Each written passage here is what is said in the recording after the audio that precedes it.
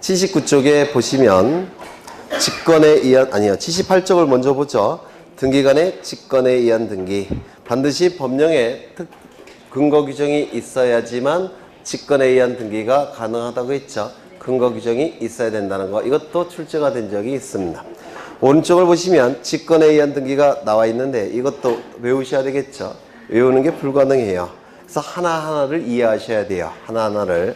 먼저 1번을 보시면 미등기 부동산에 관하여 법원의 소유권에 대한 처분 제한 등기가 있는 경우에 이때는 직권으로 소유권 보존 등기를 한다. 아까 했어야 되는데 까먹었네요. 네.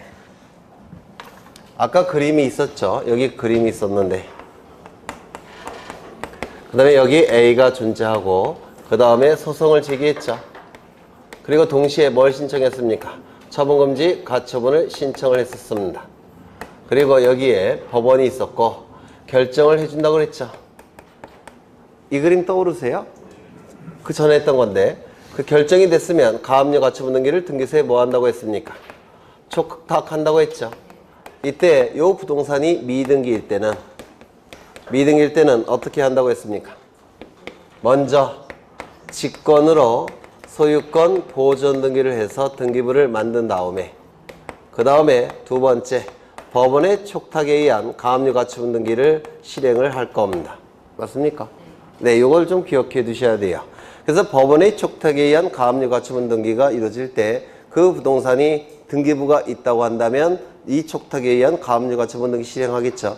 그런데 등기부가 없을 때는 이때는 직권으로 보존 등기를 한 다음에 가압류 가처분 등기를 실행할 겁니다. 맞습니까? 이해가 되실까요? 안 되실까요? 되시겠죠? 네. 하나 더. 여기 이러한 부동산이 있고 이것도 했던 거예요. 갑이 을과 임대차 계약을 체결합니다. 임대차 계약을 체결해서 요 을이 요 임차권이 발생을 했을 겁니다. 이 임차권에 대항력을 부여하기 위해서는 등기가 준되겠죠. 그런데 등기를 청구해야 되는데 반대 약정이 있다면 등기 청구 못하죠. 민법에서 하셨죠. 그래요? 안 그래요? 621조인가 그럴 텐데 민법에서 그때 등기를 갖추지 않고 대항력을 발생시키는 방법이 있죠. 뭡니까? 점유와 그 다음에 주민등록을 갖추게 되면 그 이 길 0시부터 요 임차권에 뭐가 발생합니까? 대항력이 발생을 할 겁니다.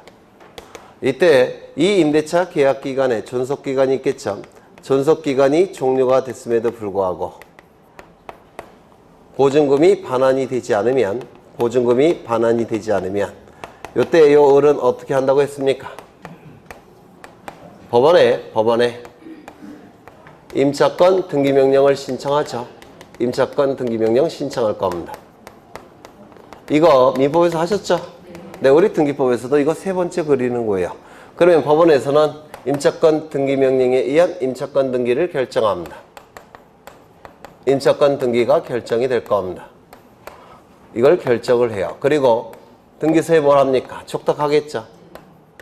그런데 문제는 요 부동산이 미등기일 때는 어떻게 합니까?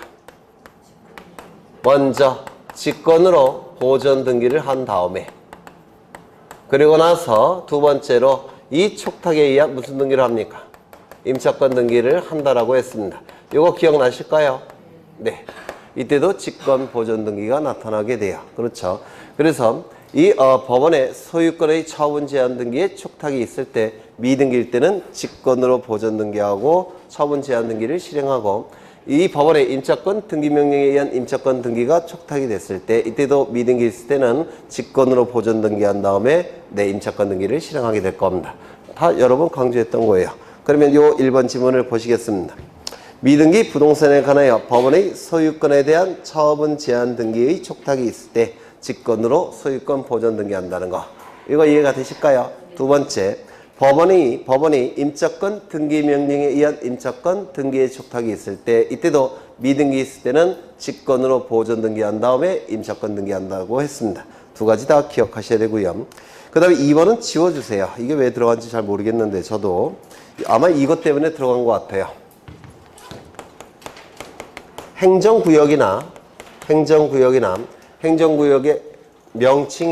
행정구역의 명칭이 변경이 되는 경우가 있습니다. 행정구역이나 행정구역의 명칭이 변경되는 경우가 있어요. 이 행정구역 변경이나 행정구역 명칭 변경은 법령에 의해서 바뀌는 겁니다. 법령에 의해서 바뀌는 거예요. 그래서 법령에 의해서, 국회에서 만든 법령에 의해서 행정구역이나 그 명칭이 바뀝니다. 그러면 등기관은 법률 전문가니까 이거 바꿔줘야 된다는 거 알까요? 모를까요? 알겠죠? 따라서 이때는 등기관은 먼저 직권으로 요 명칭이 바뀌었다는 거 또는 행정구역이 바뀌었다는 거 등기부에 기록해야 되겠죠? 따라서 직권으로 부동산 표시 변경 등기를 하게 됩니다. 물론 소유자의 신청도 가능해요. 소유자 신청도 가능하지만 등기관도 법률 전문가이기 때문에 법령에 의해서 바뀌었다는 걸 확인하게 되면 직권으로 변경 등기할 수 있다는 겁니다. 표제부에 바뀐 부분을 반영할 수가 있다는 겁니다. 즉 부동산 표시 변동이 아니라 변경 등기를 직권을 하게 됩니다. 또한 주소가 바뀐 게 주소일 수도 있죠. 따라서 등기명의 표시 변경 등기도 직권으로 하게 됩니다. 직권으로 등기명인 표시 변경 등기도 하게 돼요.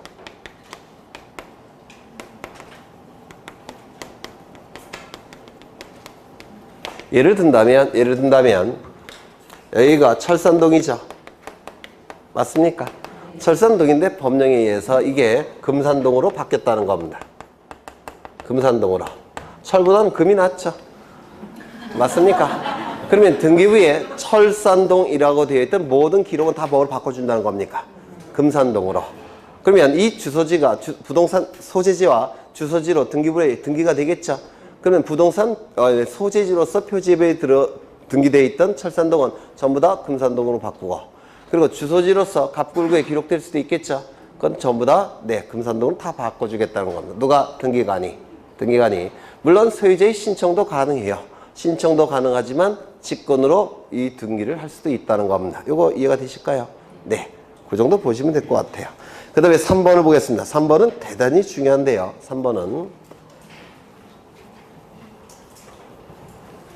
3번은 시험에 나올 가능성이 대단히 높은데요. 여기에 이러한 부동산이 있습니다. 소유자가 갑입니다. 갑이 을과 매매계약을 체결합니다. 소유권 이전 등기까지 이루어지면 갑이 가진 소유권은 을의 소유권으로 바뀔 겁니다. 그래서 등기부에는 이렇게 기록이 되어 있을 거예요. 이렇게 1번 소유권 보존 등기 갑 이렇게 기록이 되어 있을 겁니다. 이때 이 갑을 소유권의 등기명의인이라고 부르는데요. 등기명의인의 표시사항은 이름, 주민번호, 주소입니다. 그러면 여기 주소를 기록할 때 정확하게 기록해야 되니까 갑은 보존등기 신청할 때 뭘 첨부해야 될까요? 주소, 증명정보. 맞습니까? 그 다음에 요 을은 2번 소유권 이전 을 이렇게 기록이 될 겁니다. 여기도 마찬가지로 이름, 주민번호, 주소를 기록해야 되니까 주소 증명정보, 주민등록 증명정보를 첨부할 겁니다. 맞습니까? 그래서 이러한 주소 증명정보와 주민등록 증명정보는 등기부에 기록을 해야 되니까 정확하게 기록해야 되겠죠. 따라서 등기신청인은 뭘 첨부해야 됩니까? 주소 증명정보, 주민등록 증명정보를 첨부해야 돼요. 이때 여기에 새롭게 기록되는 자는 등기의무자가 새롭게 기록됩니까? 등기관리자가 기록됩니까? 등기관리자가 기록이 돼요. 따라서 이 등기관리자로서 기록되는 자만 여기다가 주소증명정보, 주민등록증명정보를 첨부하는 겁니다. 다시요. 이 주소증명정보와 주민등록증명정보는 누구만 첨부한다고요? 등기관리자만. 등기부에 이름이 기록되는 등기관리자만 주소증명정보, 주민등록증명정보를 첨부하는 겁니다. 이거 이해가 되셨을까요? 그렇죠. 그런데 이때 이 을은 갑과 등기를 신청하러 가겠죠. 등기를 이렇게 신청하게 될 겁니다. 이때 이 등기를 신청할 때 을의 주소지가 어디냐면 서울시였어요. 서울시였습니다. 그래서 여기에 뭐로 기록되어 있겠습니까? 서울로 기록이 되어 있을 겁니다. 맞습니까? 그렇죠. 그런데 이제 1년 후에 이 을은 병과 매매 계약을 체결합니다. 소유권 이전 등기까지 이루어지면 소유권 변동되겠죠. 이때 을은 뭡니까? 등기 의무자. 병은 등기 관리자가 될 거예요. 그래서 등기소에 가서 이렇게 등기를 신청하게 될 겁니다. 되셨죠? 그런데 문제는 이 등기를 신청할 때는 이 을의 주소지가 바뀌었습니다. 이사를 해서 경기도로 바뀌었다는 겁니다. 경기도로 바뀌었어요. 이때 이 을과 벽은 등기를 신청할 때 등기 신청 정보를 등기소에 제공을 할 겁니다. 맞습니까? 이 등기 신청 정보에는 등기 의무자를 기록하는 칸도 있고 등기 권리자를 기록하는 칸도 있습니다. 등기 의무자 누굽니까? 을. 주소는 어디입니까? 경기도. 주민번호도 이렇게 기록이 되어 있을 겁니다. 문제는 등기부에 기록된 을의 주소지와 신청정보에 기록된 을의 주소지는 같습니까? 다릅니까? 달라요. 그렇죠? 그러면 이거는 동명이인일 수도 있죠. 주소지가 다르니까. 따라서 이때는 각하함이 원칙입니다. 각하를 하는 게 원칙이에요.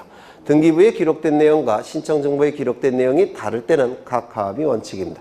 문제는 뭐냐면 이 소유권 이전 등기는 이 병명의 소유권 이전 등기를 신청할 때는 이 병도 주소 증명 정보도 첨부해야 되고 주민등록 증명 정보도 첨부해야 되지만 이 소유권 이전 등기만큼은 이 등기 의무자도 뭘 첨부한다고 했습니까? 주소 증명 정보를 첨부하는 겁니다. 다시요. 원칙적으로 권리에 관한 등기에서 누구만 주소 증명 정보를 첨부합니까? 등기 권리자. 등기 권리자만 주소 증명 정보, 주민등록 증명 정보를 첨부하는 겁니다. 왜?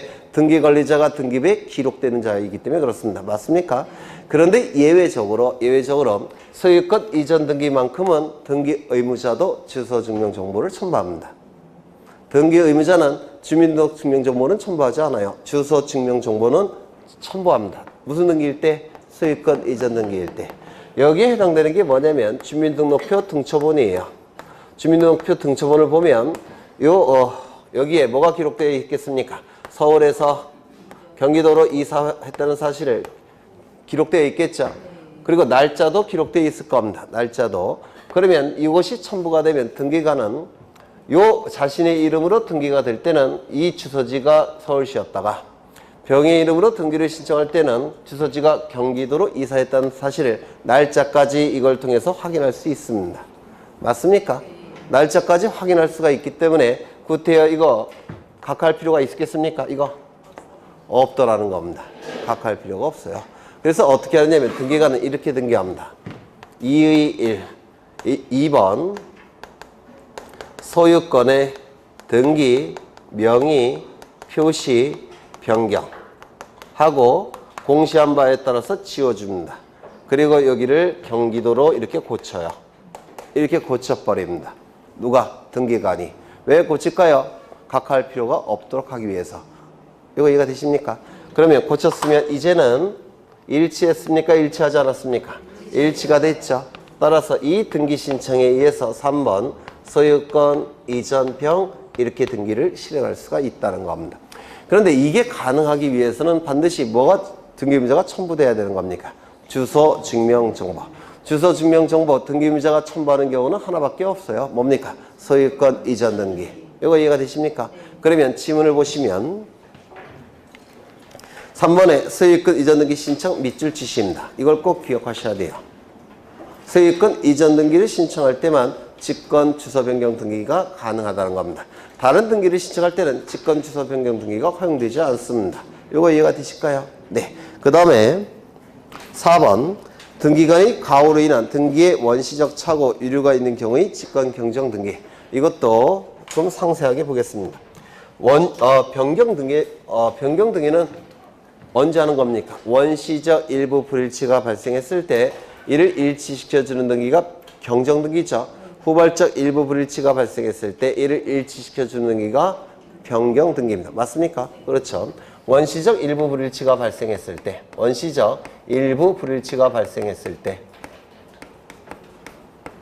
이를 일치시켜주는 등기가 뭐라고요? 경정 등기 이렇게 얘기를 할 겁니다. 그렇죠. 그런데 이 일부 불일치가 신청인의 잘못에 의해서 발생하는 경우가 있습니다. 예를 든다면 등기 신청 정보에 면적을 10,000제곱미터로 기록했어야 되는데 신청 정보에 동그라미를 하나 빼먹고 기록했다는 겁니다. 등기 신청인이. 그러면 등기관은 신청 정보에 기록된 내용을 등기부에 옮겨 적는 거죠. 그럼 등기관은 10,000제곱미터로 기록할 수가 없어요. 1,000제곱미터로만 기록할 수밖에 없을 겁니다. 왜? 신청 정보에 1,000이라고 돼 있으니까. 맞습니까? 그건 누가 잘못한 겁니까? 신청인이 잘못한 거예요. 이러한 신청인의 잘못에 의해서 원시적 일부 불일치가 발생했을 때는 이 경정등기는 신청에 의해서 신청인의 신청에 의해서 경정등기가 이루어지는 겁니다. 이게 원칙이에요. 그렇죠. 그런데 신청인의 잘못이 아니라 등기관의 잘못에 의해서 발생하는 경우도 있습니다. 예를 든다면 신청 정보의 면적이 1000제곱미터로 정확하게 기록된 상태예요. 그런데 등기관이 신청 정보의 면적을 등기부에 옮겨 적을 때 공을 하나 빼먹었다는 겁니다. 1000제곱미터로. 누가 잘못한 겁니까? 등기관이 잘못한 거예요. 이때는 가장 이해관계가 많은 자는 신청인이니까 신청에 의해서도 경정등기가 이루어질 수가 있고요. 그 다음에 등기관이 잘못한 거죠. 등기관이 알아서 고칠 수도 있다는 겁니다. 이때는 등기관의 직권에 의한 경정등기가 허용이 됩니다. 일단은 요걸 기억하셔야 되고요. 두 번째, 이 직권에 의한 경정등기는 몇 가지 특징을 갖습니다. 몇 가지 특징을 갖는데 이거 다 출제가 되니까 기억하셔야 돼요. 첫 번째, 지방법원장에게 보고를 합니다. 이 보고는 사전 보고일까요? 사후 보고일까요? 사후 보고입니다. 왜냐면 잘못된 내용이 등기부를 통해서 공시돼서는 안 되겠죠. 설령 공시가 된다고 하더라도 그 기간은 짧아야 되겠죠. 따라서 일단 고치고 보는 겁니다. 고치고. 보고는 나중에 하는 겁니다. 사후 보고입니다. 두 번째, 등기상 이해관계인이 있다면, 즉 직권에 의한 경정등기가 이루어져서 손해가 발생한 자가 있다면 그 자는 가만히 있겠습니까? 가만히 안 있겠죠. 따라서 반드시 등기상 이해관계인의 승낙이 있어야 됩니다. 그래서 승낙서를 받아야 됩니다. 그렇겠죠. 세 번째, 신청인 또는 신청인이 없을 때는 등기명인에게 통지를 해줘야 돼요. 이 통지는 고치기 전에 통지할까요? 고친 다음에 통지할까요? 고치고 난 다음에 해야 돼요. 왜냐하면 잘못된 내용이 공시되는 기간은 짧을수록 좋기 때문에 그렇습니다. 그렇겠죠. 그래서 사후 통지를 합니다. 이거 다 했던 거예요. 이때 신청이나 등기명인이 2명 이상일 때는 전원에게 통지합니까? 이때는 한 사람에게 통지하는 것으로 충분하다 그랬죠. 그 다음에 네 번째, 우리가 변경 등기나 경정 등기는 등기 사항이 이만큼일 때 그 일부가 불일치했을 때 그 일부를 바꿔주는 등기가 변경이나 경정 등기입니다. 그러면 나머지 부분은 잘못된 게 없죠. 따라서 나머지 부분은 바뀌어서는 안 돼요. 이걸 뭐라고 부르냐면 변경 경정 이전과 변경 경정 이후는 동일성이 유지돼야 된다 이렇게 얘기합니다. 그래서 변경이나 경정 등기를 신청했을 때 등기관은 동일성이 유지되는지 여부를 심사한 다음에 변경이나 경정 등기를 해줍니다. 이거 이해가 되실까요? 그러면 이때도 동일성 유지 여부를 등기관이 심사를 해야 되느냐? 동일성 유지 여부를 심사해야 되느냐? 이건 누가 잘못한 겁니까? 등기관이 잘못한 거죠. 지가 잘못하고 지가 심사한다는 건 좀 그래요. 그래서 심사를 받지 않습니다. 그래서 이 직권 경정 등기는 출제가 자주 이루어지는데요. 요 네 가지 정도는 좀 기억하실 필요가 있습니다. 네 가지 정도는 네. 여간 직권에 의한 경정 등기가 나타납니다. 그 다음에 5번을 보십니다. 5번은 쉽죠. 관할 위반 29조 제1호 위반 사건이 등기할 것이 아닌 등기 29조 제2호 위반 이 1호, 2호 위반된 등기는 공시기능을 인정할 수 없다 그랬죠. 하자가 너무 커서 공시기능을 인정할 수가 없고 공시기능을 인정할 수가 없으니까 당연부여 직권말소 이의신청 기억나십니까? 그렇죠. 그 다음에 6번 소유권의 가등기에 기한 본등기 시 중간처분등기의 직권말소 이거 기억나십니까? 따로 안 하셔도 될까요? 가등기에 기해서 본등기가 이루어졌을 때 그 중간 명의 등기는 무권리제의 처분행위에 의한 등기라서 직권말소 한다고 했는데 기억나실까요? 안 나실까요? 안 나실까요? 요 시점은 소유권 이전에 가등기가 이루어진 시점이고 누구 명의로 을의 이름으로 요 시점은 소유권 이전 등기가 이루어진 시점입니다. 누구 이름으로? 을의 이름으로. 이때 이 중간 처분의 등기는 어떻게 말소시킨다고 했습니까? 원칙이 네? 여기 이렇게 부동산이 있고요. 갑이 을에게 소유권의 가등기를 해줍니다. 그리고 나중에 병명의 등기가 두 번째 이루어졌어요. 그럼 이 가등기에 의해서 본등기를 하게 되면 순위는 가등기 시점을 기준으로 결정하니까 이 병과 순위를 비교해 보면 을이 먼저 순위가 선순위가 되죠. 따라서 이 병명의 등기는 무권리자의 처분행위로 봐서 등기관이 직권말소한다고 했는데 맞습니까? 이걸 얘기해요. 어떻게 말소한다고요? 직권말소. 이게 원칙입니다. 맞습니까? 이것과 구별하셔야 될 게 아까 그 가처분 등기예요. 이 시점은 아까 소유권에 대한 가처분 등기가 실행이 됐죠. 누구 명의로? A 명의로. 맞습니까? 그리고 이 시점은 A 명의로 소유권 이전 등기 실행됐죠. 이때 이 중간에 이루어진 각종 등기는 원칙으로 어떻게 말소시킨다고 했습니까? 네? 아까 판결서를 가지고 말소 신청한다고 했는데 직권 말소예요? 단독 신청 말소예요? 단독 신청 말소. 이건 단독 신청을 통해서 말소하는 겁니다. 그래서 가등기일 때는 무슨 말소? 직권 말소. 가처분일 때는 무슨 말소? 단독 신청에 의한 말소. 그 차이예요. 헷갈려 하시면 안 돼요. 네. 저번 때도 안 헷갈려 하신다고 해놓고 2달밖에 안 지났는데 벌써. 네. 그 다음에 어디지? 7번 환매권자의 환매권 행사에 의한 소유권 이전 등기 시 환매특약 등기의 직권말소. 이거 기억나실까요?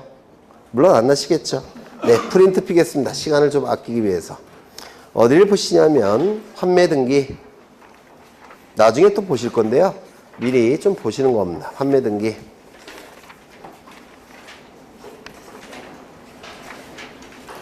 38쪽 BC입니다. 39쪽. 39쪽 BC입니다. 피셨을까요? 네, 거기 그림을 제가 예전에 판사한 것을 그림으로 만들어 놨는데요. 환매권자가 환매권을 행사하게 되면 이제 환매가 이루어지고 환매권자의 이름으로 소유권 이전 등기가 되죠. 맞습니까? 그때 이 환매 등기는 어떻게 말소한다고 했습니까? 직권말소. 다시요. 환매 등기가 말소되는 방법은 세 가지가 있습니다. 환매 등기가 말소되는 방법은 세 가지가 있는데 첫 번째, 그 오른쪽 박스에 보시면 환매 특약이 무효 취소 해제가 됐다든지 환매권자가 환매권을 포기했다든지 환매 기간이 경과가 되면 더 이상 환매권 행사할 수 없죠. 따라서 환매 등기를 말소해야 되는데 이때는 공동신청을 통해서 말소합니다. 이 5가지. 두 번째, 아까 혼동은 무조건 어떻게 말소시킨다고 했죠? 단독 신청. 그래서 소유권자가 환매권자에게 증여를 통해서 소유권을 이전시킨다면 환매 등기는 필요가 없습니다. 이때는 혼동이 나타날 텐데 이때는 단독 신청을 통해서 말소가 됩니다. 세 번째, 환매권자가 환매권을 행사하게 되면 환매가 성립이 돼요. 환매는 다시 체결된 매매계약이라는 뜻입니다. 그러면 환매권자 이름으로 소유권 이전 등기 되겠죠? 네. 그렇다면 더 이상 환매 등기는 필요합니까? 필요 없습니까? 필요 없다는 걸 등기관이 직관적으로 알기 때문에 이때 환매 등기는 직권으로 말소하게 됩니다. 이건 나중에 환매 등기할 때 상세하게 설명드릴 거예요. 아마 다음 주가 될 겁니다. 다시 책을 보시면 환매권자의 환매권 행사에 의한 소유권 이전 등기 시 환매특약 등기는 어떻게 말소한다고요? 직권말소. 다시요. 첫 번째, 환매특약이 무효 취소 해제. 환매기간 경과, 환매권 포기, 이때의 환매 등기는 공동신청을 통해서 말소합니다. 두 번째, 환매권자가 소유권을 취득했을 때는 혼동이 나타납니다. 혼동은 단독 신청을 통해서 말소합니다. 세 번째, 환매권을 행사해서 환매가 이루어지게 되면 환매권자 이름으로 소유권 이전 등기가 실행이 됩니다. 이때 등기관은 소유권 이전 등기를 실행하면서 환매권이 필요 없다는 것을 직관적으로 알고 있기 때문에 환매 등기는 직권으로 말소가 돼요. 언제요? 환매권 실행됐을 때. 그렇죠? 네. 그 다음에 8번째. 승역지의 지역권 등기가 된 후 유역지 등기 기록에 등기관의 직권에 의한 지역권 등기. 이것도 여러 번 강조를 드렸던 건데 워낙 시험에 잘 나오니까 다시 한번 설명을 드리겠습니다. 한 줄씩 한 줄씩 내용을 이해하셔야지만 이게 출제가 됐을 때 득점이 가능하세요. 한 줄씩 한 줄씩. 우리 지금 2시간째 하고 있는데 2번째 페이지 하고 있죠.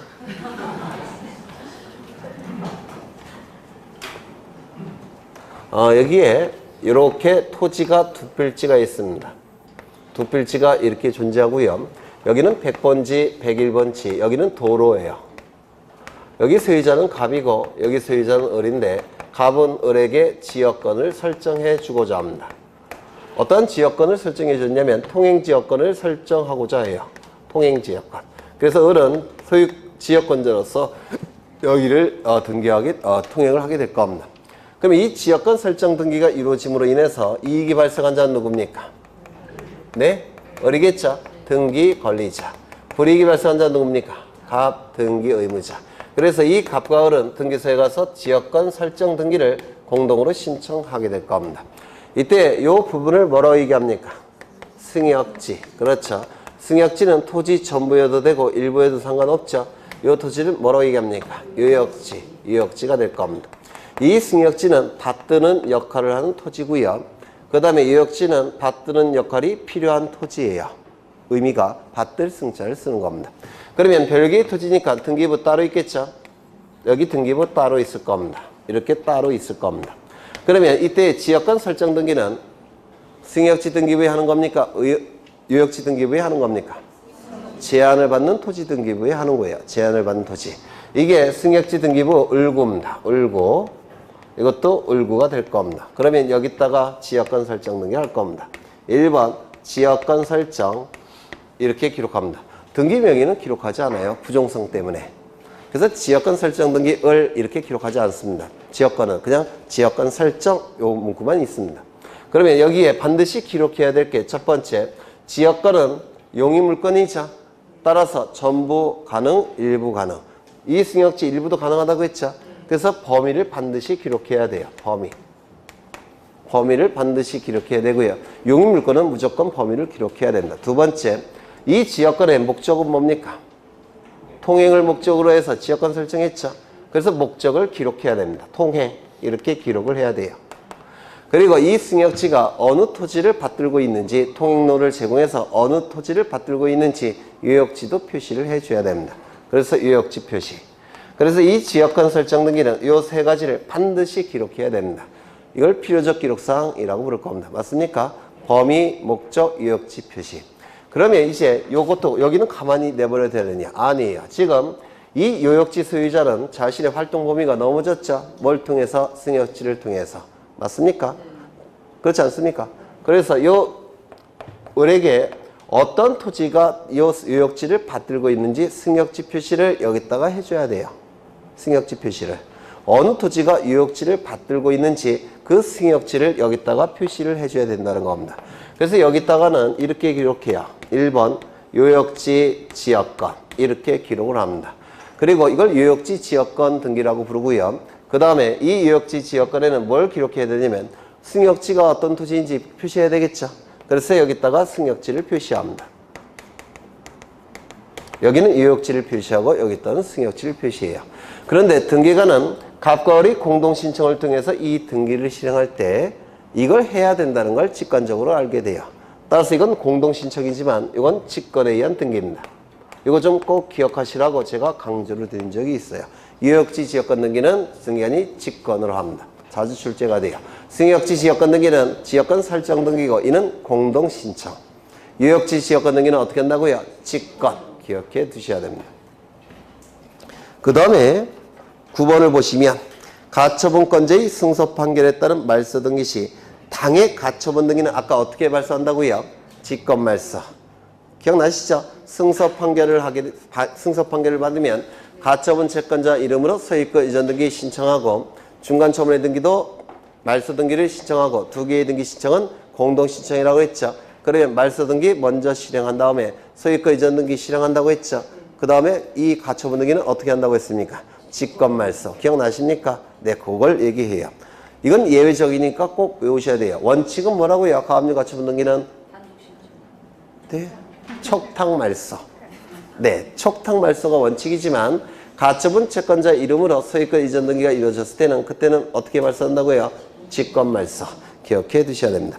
토지 수용으로 인한 소유권 이전 등기 시 토지상의 각종 권리의 등기는 아까 어떻게 말소했죠? 직권 말소. 수용기일 이후에 이루어진 각종 등기는 무권리자의 처분 행위로서 직권 말소했죠. 수용기일 이전에 이루어진 소유권 이외의 권리는 어떻게 말소했죠? 원시 취득이라 직권말소 했죠. 기억나십니까? 네. 그 다음에 11번. 말소, 지상권, 전세권의 말소 등기 시 권리를 목적으로 하는 권리의 직권말소. 이건 무슨 얘기냐면 이런 뜻이에요. 이따가도 보실 텐데 갑이 을에게 전세권을 설정해 줍니다. 그러면 을은 전세권 등기하겠죠. 전세권 설정 등기할 텐데 이 전세권 설정 등기는 소유자를 기준으로 몇 번째 도출됐습니까? 첫 번째. 따라서 주등기, 부기등기, 주등기.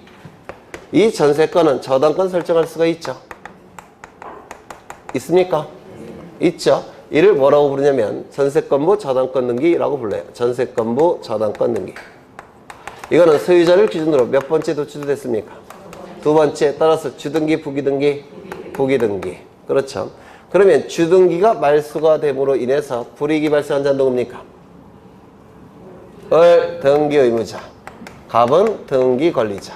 그래서 공동으로 신청하러 갈 겁니다. 맞습니까? 그러면 이것이 말소가 되면 주등기가 말소가 됐으니까 부기등기는 존재할 수 있습니까? 없어요. 따라서 이 등기는 어떻게 말소합니까? 직권말소. 그렇죠. 그래서 부기등기로 구성된 것은 다 직권말소예요. 주등기가 말소가 되면 부기등기는 존재할 수가 없기 때문에 그렇습니다. 그렇죠. 그걸 얘기하는 것이고요. 그 다음에 12번. 등기관의 가호에 의한 말소 등기 회복 시 직권말소 회복 등기. 이것이 의미하는 바는 뭐냐면 등기관의 실수로 등기관이 직권으로 말소했다는 겁니다. 그렇다면 회복은 어떻게 될까요? 직권말소 회복이 될 겁니다. 맞습니까? 실행되는 등기가 직권이면 말소도 직권, 회복도 직권. 그렇죠? 근데 여기 분명히 등기관의 가호에 의한 말소 등기 이렇게 돼 있죠? 등기관이 가호를 통해서 직권으로 말소했다는 뜻이에요. 그러면 회복도 직권으로 말소 회복을 시킬 겁니다.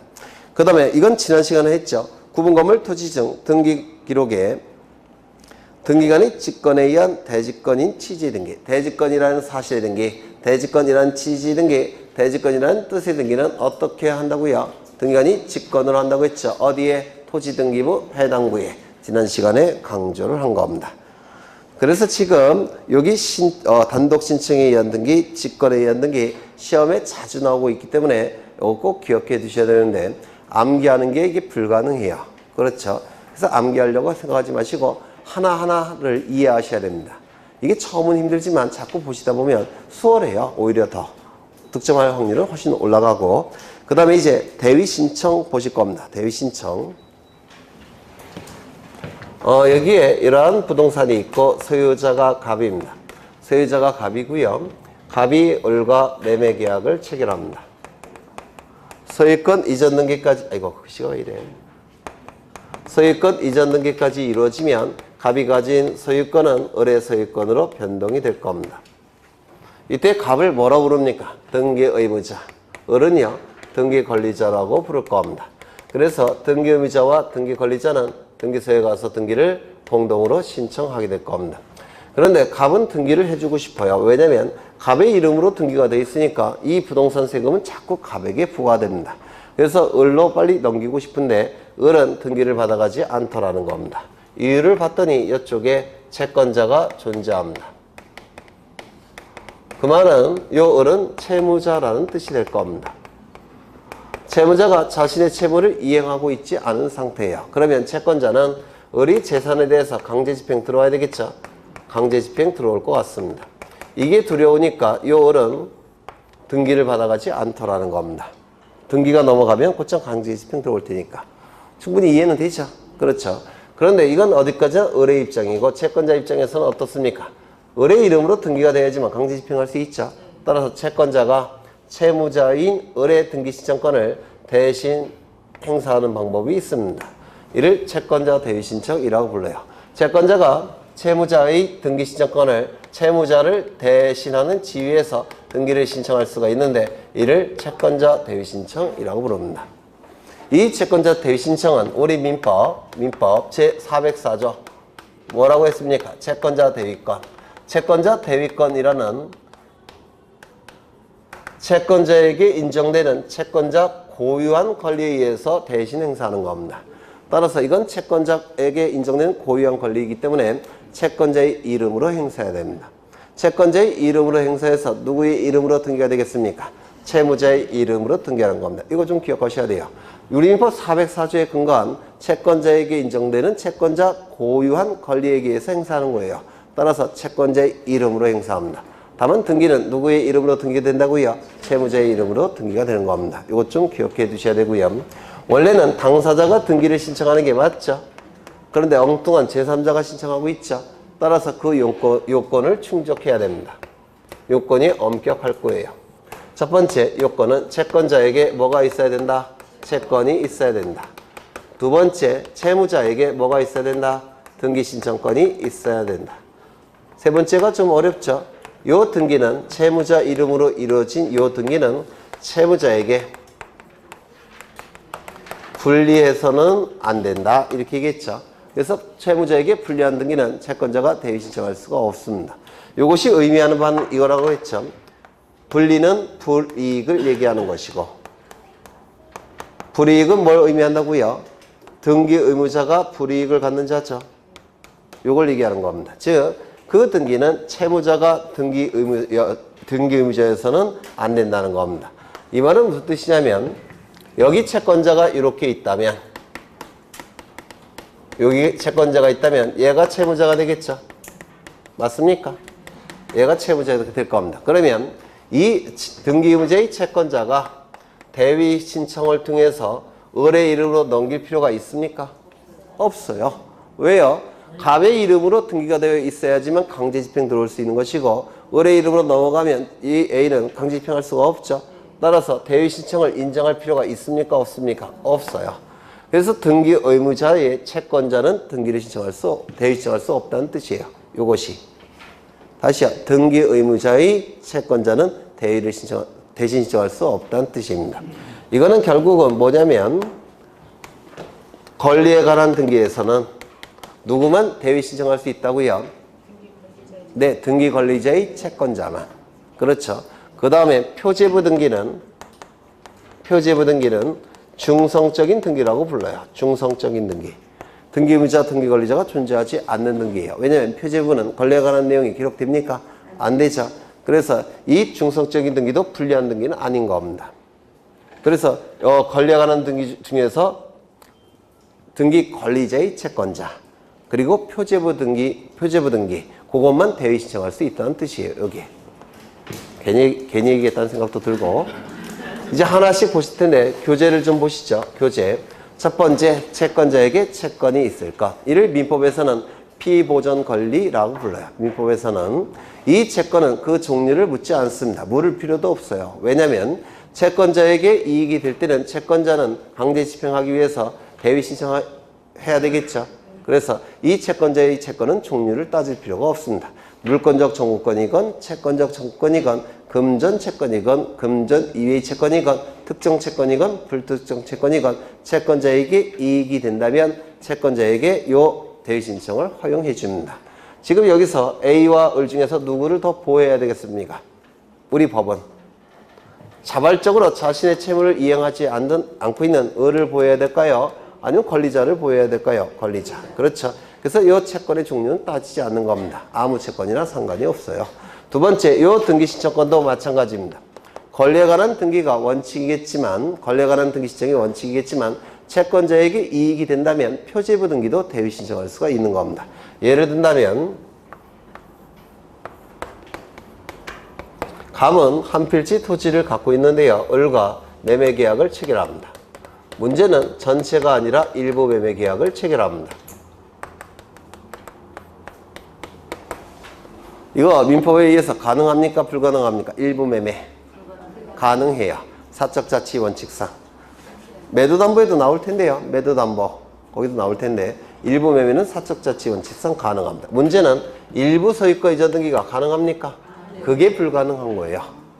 공시 혼동이 발생하기 때문에 그렇습니다. 이건 가능해요. 하지만 일부 소유권 이전 등기는 안 됩니다. 그러면 전부 소유권 이전 등기만 가능할 텐데요. 전부 소유권 이전 등기를 하기 위해서는 어쩔 수 없이 여기를 쪼개야 될 겁니다. 쪼갠다면 전부 소유권 이전 등기 가능하겠죠. 그럼 이 쪼개는 거 분필이라고 부르는데요. 분필 등기를 신청하게 되는데 이 분필 등기 신청은 표제부에서 면적이 줄어드는 거죠. 따라서 표제부 등기예요. 표지부 등기는 소유권의 등기명인의 단독 신청을 통해서 이루어집니다. 그런데 이 소유권의 등기명인이 신청하지 아니할 때 을의 입장에서는 이 등기 신청권을 대신 신청할 필요가 있겠습니까? 네? 을의 이름으로 등기가 되기 위해서 무조건 쪼개져야 되죠.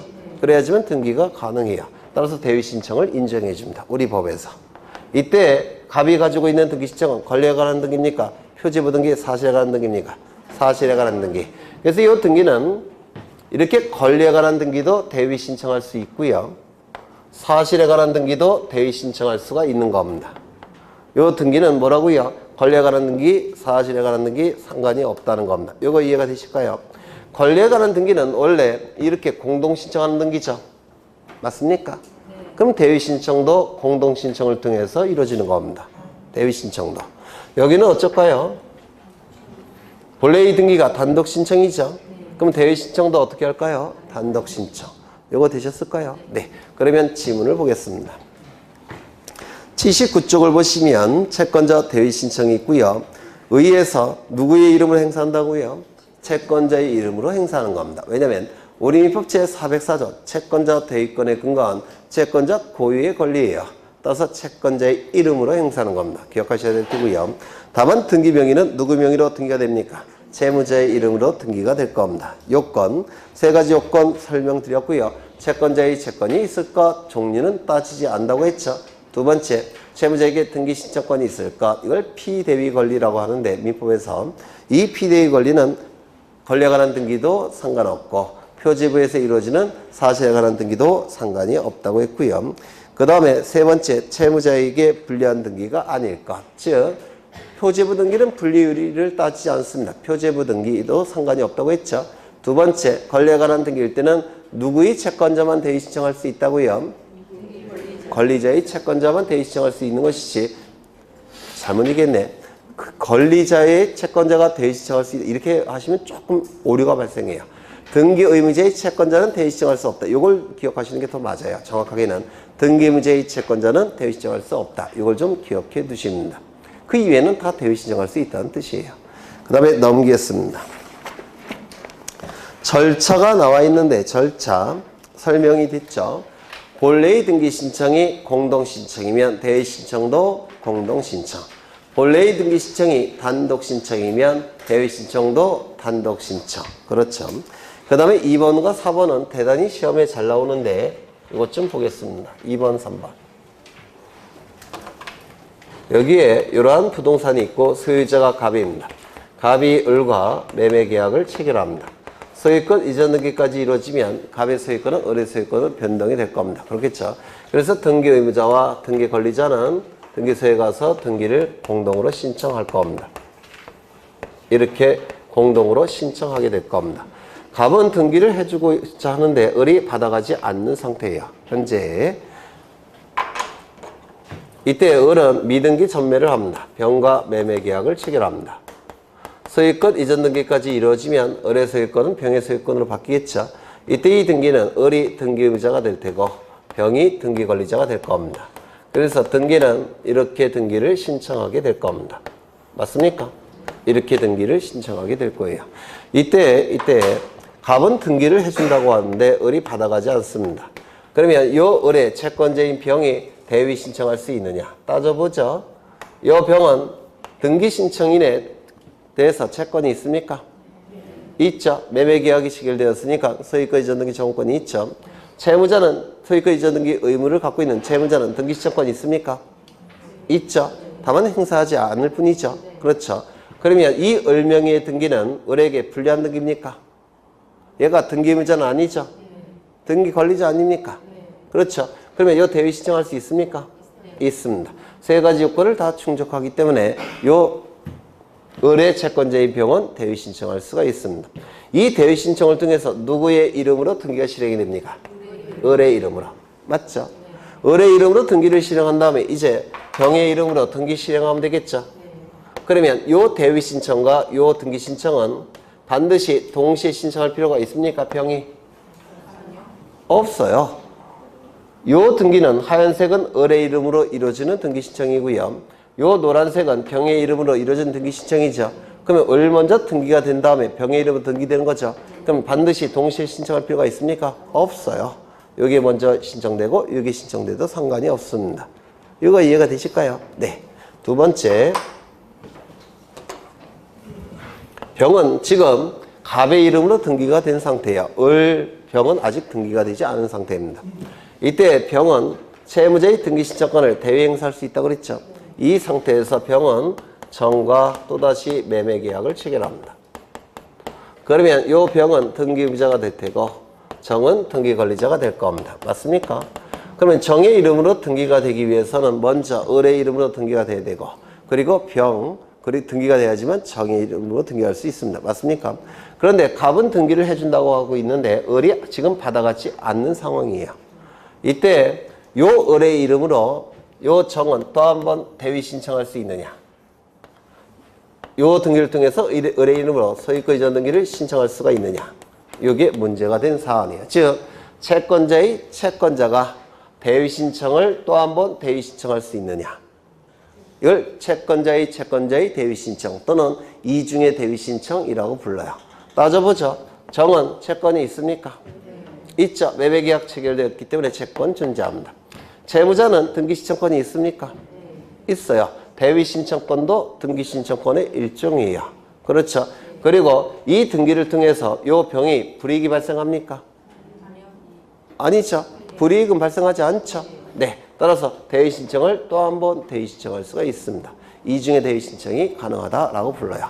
그러면 지문을 보겠습니다. 동글뱅이 2번을 보시면 채권자가 채무자를 대위하여 등기를 신청하는 경우 채무자로부터 채권자 자신으로의 등기를 동시에 신청하지 않더라도 등기관은 이를 수리할 수밖에 없습니다. 동시에 신청할 필요가 없기 때문에 그렇습니다. 3번을 보겠습니다. 채권자의 채권자도 대위 신청할 수 있다. 있습니까? 있겠죠. 있을 겁니다. 여기에 병이 대위 신청할 수 있었던 원인은 뭘까요? 채권이 발생했으니까 대위 신청할 수 있었죠. 채권을 발생시키는 원인은 뭐였습니까? 매매. 여기서 대위 신청할 수 있었던 이유는 뭡니까? 정이 채권이 있으니까. 채권을 발생시키는 원인은 뭡니까? 매매. 이 매매를 대위 원인이라고 불러요. 그러면 대위 원인을 증명하는 서류도 있겠죠. 여기서 이 대위 원인을 증명하는 서류는 뭡니까? 매매 계약서. 여기서 이 대위 원인을 증명하는 서류는 뭡니까? 매매 계약서. 그러면 이 대위 원인을 증명하는 서면은 반드시 공문서일 필요가 있습니까? 없어요. 사문서여도 상관없고 공문서도 상관없고 사서문서도 상관없고 공정증서도 상관이 없습니다. 성립만 진정이 인정이 되면 아무거나 상관이 없다는 겁니다. 다만 이 대위 원인을 증명하는 서류에는 소재기 증명서는 포함되지 않습니다. 이 소재기 증명서는 대위 원인을 증명할 수 있는 서류가 될 수가 없는데요. 이유는 아무나 만들 수가 있기 때문에 그래요. 제가 원장님 골탕 먹이기 위해서 원장님을 피고로 민사소송을 제기합니다. 저는 권리가 없어요. 원장님도 의무가 없어요. 골탕 먹이기 위해서 민사소송 제기합니다. 그리고 수수료 내면 인지대 좀 쓰면 수재기 증명서 만들어낼 수가 있어요. 제가. 그래서 이 수재기 증명서는 돈만 있으면 다 만들 수가 있기 때문에 대위 원인을 증명하는 서류가 될 수가 없다라고 얘기합니다. 이거 이해가 되실까요? 또한 대위 신청을 통해서 채권자와 대위 원인을 등기부에 기록하는데요. 왜냐하면 채권자가 신청했으니까 채권자의 주민번호를 기록할 필요가 있을까요? 없을까요? 없어요. 주민번호는 등기 명의인을 기록하는 겁니다. 등기 명의인을 특정하기 위해서. 그래서 채권자의 주민번호는 등기부에 기록될 이유가 하나도 없습니다. 이걸 출제하는 놈들도 있어요. 나쁜 대학 교수님들이. 네. 채권자의 주민번호는 등기부에 기록된다, 안 한다? 안 한다. 네. 그 다음에 거기 2번을 보시면 구분건물 표시등기의 대위 신청 1번은 보셨고요. 2번을 좀 보겠습니다. 2번. 3번은 아까 보셨고요. 그 다음에 1번은 지난 시간에 제가 설명을 드렸고요. 3번은 아까 설명을 드렸고 2번을 보겠습니다. 2번을 보시면 구분건물이 아닌 건물로 등기된 건물에 접속하여 구분건물을 신축한 경우에 신축건물의 소유권 보존 등기를 신청할 때는 구분건물이 아닌 건물을 구분건물로 변경하는 건물의 표시 변경 등기를 동시에 신청해야 된다. 뭔 말인지 아시겠죠? 진짜요? 네. 저는 읽으면서도 뭔 말인지 모르겠는데. 네? 이해가 되셔요? 그게? 이 나쁜 놈들이 그것도 출제해요.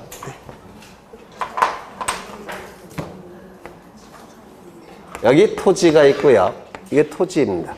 이 토지가 있고 토지의 소유자가 누구냐면 갑이 소유자입니다. 갑은 자신의 토지 위에 건물을 가지고 있습니다. 건물이 이렇게 있어요. 당연히 갑 건물이 될 겁니다. 이때 갑이 을에게 지상권을 설정해 줍니다. 그래서 을은 지상권 등기라고 지상권을 취득할 겁니다. 지상권은 목적이 두 가지라고 했죠. 첫 번째, 건물 기타 공작물 소유 목적. 두 번째, 수복의 소유 목적. 그러면 을이 지상권을 취득한 이유는 뭘까요? 수목의 소유 목적일까요? 건물의 소유 목적일까요? 네? 건물 어디다 질까요? 네? 개집 짓는 것도 아니고 개집이면 여기다 질 수도 있겠죠. 네, 건물 어디다 짓겠습니까? 여기다가 짓는 겁니다. 이렇게 지을 거예요. 그렇죠. 이제는 구분지상권을 설정할 수는 없어요. 이게 연결이 되어 있으면 구분지상권은 설정이 안 돼요. 이제 일반 지상권을 설정하는 겁니다. 그래서 지상권 설정했다고 해서 여기다 짓는 게 아니라 그 위에다 짓는 거예요. 요거 이해가 되실까요? 이건 판례가 인정하는데 민법에서 하셨을 겁니다. 아마도. 그러면 건물을 짓기 전에는 등기부가 어떻게 구성되어 있습니까? 건물 등기부가 표제부, 갑구, 을구만 존재하겠죠. 건물 등기부가. 그렇죠. 그런데 건물을 신축하게 되면 여기에 건물이 올라가게 되면 을이 소유자겠죠. 을이 지었으니까. 맞습니까? 그러면 등기부가 바뀌어야 돼요. 어떻게 바뀌어야 될까요? 한 동 전체에 대한 표제부. 전체에 대한 표제부. 그 다음에요. 1층 표제부, 갑구, 을구.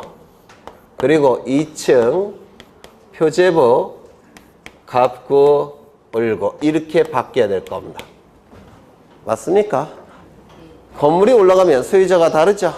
그래서 뭐로 바뀌는 겁니까? 구분 건물. 구분 건물로 바뀌었기 때문에 등기부 자체가 바뀌어요. 일반 건물 등기부에서 구분 건물 등기부, 집합 건물 등기부로 바뀝니다. 맞습니까? 이때 이 일반 건물 등기부는 표제부가 상단부, 하단부로 나뉠까요? 안 나뉠까요? 안 나뉘어요. 그렇죠. 하지만 집합 건물 등기부는 두 가지를 기억하셔야 된다고 했죠. 이것이 반드시 동시에 작성이 돼야 되고, 그리고 집합 건물 등기부는 표제부가 상단부, 하단부로 나뉜다라고 했습니다. 기억나십니까? 그렇죠. 그러면 여기서 결정적으로 바뀌는 건 뭐냐면 이쪽 등기에서 이쪽 등기로 바뀌는 게 요게 바뀌는 거예요. 요거.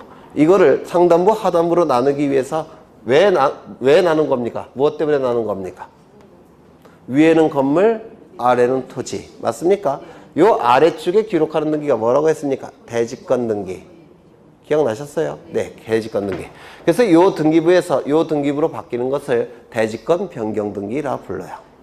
대지권의 발생, 변경, 소멸할 때 이루어지는 등기가 대지권 변경 등기인데요. 요 등기부에서 요 등기부로 바뀌는 등기가 대지권 변경 등기라고 불립니다. 요게 생기기 때문에 그렇습니다. 너무 어려워서 보통은 설명 안 하는데 그냥 이게 대지권 변경 등기라고 생각하시면 돼요. 이 대지권 변경 등기 상단부, 하단부가 없었죠. 상단부, 하단부로 바뀌는 거. 이게 대지권 변경 등기고요.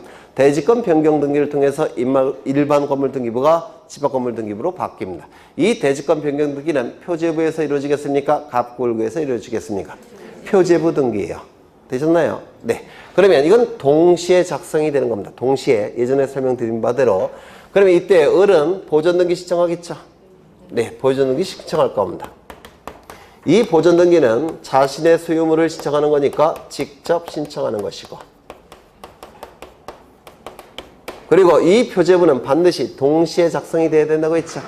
따라서 이 을은 보존 등기만 직접 신청할 뿐만 아니라 이것도 다 누가 해야 됩니까? 을이 해야 돼요. 을이 무슨 등기 한다고요? 표제부 등기. 정확하게는 대지권 변경 등기라는 겁니다. 이 대지권 변경 등기는 표제부에서 이루어지는 거예요. 표제부 등기를 누가 신청합니까? 을이. 그리고 이거는 이 부분은 갑소유입니까? 을소유입니까? 갑소유죠. 따라서 을이 신청하는 건 직접 신청하는 겁니까? 대신 신청하는 겁니까? 대신 신청. 그리고 이 두 개의 등기 신청은 어떻게 돼야 될까요? 동시 신청. 이거 이해가 되십니까? 네, 지난 시간에 했던 거예요. 결국은 이게. 그러면 이제 다시 한번 읽어보겠습니다. 구분 건물이 아닌 건물로 등기된 건물에, 구분 건물이 아닌 건물로 등기된 건물에, 1층짜리 건물이었죠. 여기에 접속하여 구분 건물을 신축한 경우, 즉 2층을 올린 경우. 되셨나요? 2층을 올린 경우, 그 신축 건물의 소유권 보존 등기를 신청할 때는, 누가 소유자 을이 보존 등기를 직접 신청할 때는 구분 건물이 아닌 건물을 구분 건물로 변경하는 건물의 표시 변경 등기, 이게 대지권 변경 등기로서 표제부 등기예요. 이게 대지권 변경 등기로서 표제부 등기인데, 이를 동시에 신청하는 겁니다. 이 표제부 등기는 을이 직접 신청하는 겁니까? 대위 신청하는 겁니까? 대위 신청하는 거예요. 두 개의 등기는 동시 신청하는 겁니다. 어렵죠? 네, 그러니까 지난 시간에 했던 거 변용되는 거예요. 변용되는 거. 그 다음에 3번은 아까 보셨고요. 네, 여기까지 보고 쉬겠습니다.